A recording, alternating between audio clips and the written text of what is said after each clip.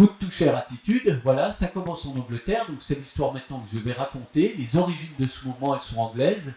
Le mouvement est né à Todmorden. Ça se situe à une trentaine de kilomètres au nord de Manchester. On est dans le Yorkshire. Et ce mouvement, il est à l'initiative de 2 citoyennes de la ville. 2 habitantes, 2 mères de famille, Pam et Mary, que vous voyez en haut à droite, qui se disent que sur leur territoire, qui est un territoire en relégation, c'est un territoire où effectivement il y a une précarité assez importante. Ce territoire était un territoire riche à une époque. Aujourd'hui, c'est un enfin, à l'époque où l'action est lancée, l'initiative est lancée, ce territoire est complètement en précarité. Ça veut dire que effectivement la crise économique sévit, chômage, exclusion sociale et tout ce qui s'ensuit. Et ces 2 femmes se disent, ben, quoi qu'il arrive, il y a une chose qui est sûre, c'est qu'il va quand même falloir continuer à manger. Ça, c'est la première chose. La deuxième chose, c'est qu'il est grand temps qu'on se prenne en main, parce que le changement ne viendra pas d'en haut. C'est à nous, simples citoyens, de poser des actes qui vont permettre de rayonner la réalité dans laquelle on a envie de vivre. Soyons nous-mêmes le changement qu'on veut voir dans le monde. Voilà. Et puis ce qui est formidable également, c'est que la nourriture, l'alimentation est quelque chose qui nous unit. On a tous besoin de manger. Quand vous demandez à Marie, mais c'est pour qui les incroyables comestibles? Alors elle vous dit, mais vous mangez? Elle dit, oui, ça m'arrive. Ben, c'est aussi pour vous.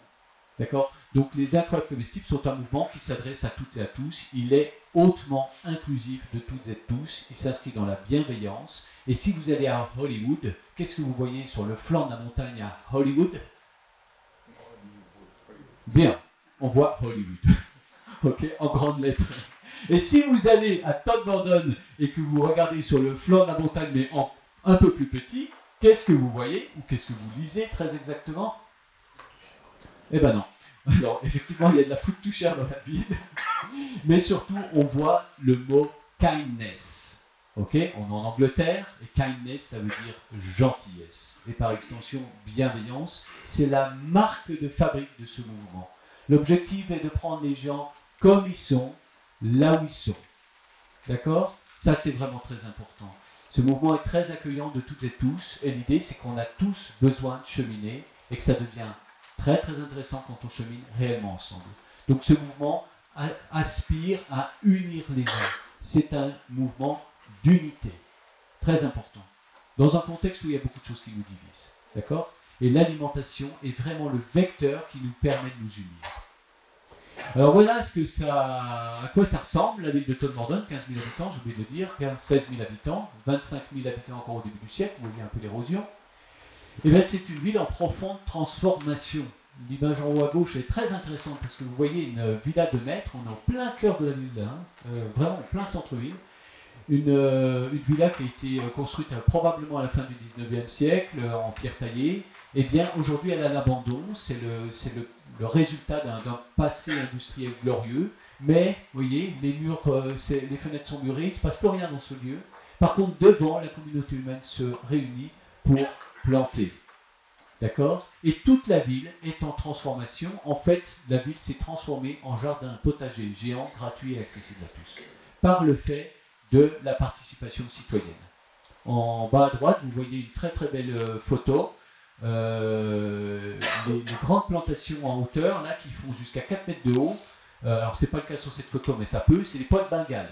D'accord? Donc, on expérimente aussi le caractère insolite, quelquefois, des légumes. Là, vous êtes devant chez Mary. Et son premier acte a été effectivement de prendre un pied de rhubarbe et d'aller le planter dans un pot, dans un bac de fleurs de la ville. Elle a mis le petit panneau. Et ensuite, le deuxième acte, ça a été de dire, je suis moi-même le changement que je veux voir dans le monde et je vais, devant chez moi, proposer une plate-bande de nourriture à partager. C'était un acte quand même très fort. Et de là, il y a eu un premier rassemblement de voisins, d'amis, 60 personnes réunies. Et on commence à dire, et si on faisait ci, et si on faisait ça? Et alors là, c'est l'enthousiasme. La réunion suivante, il y a 300 personnes.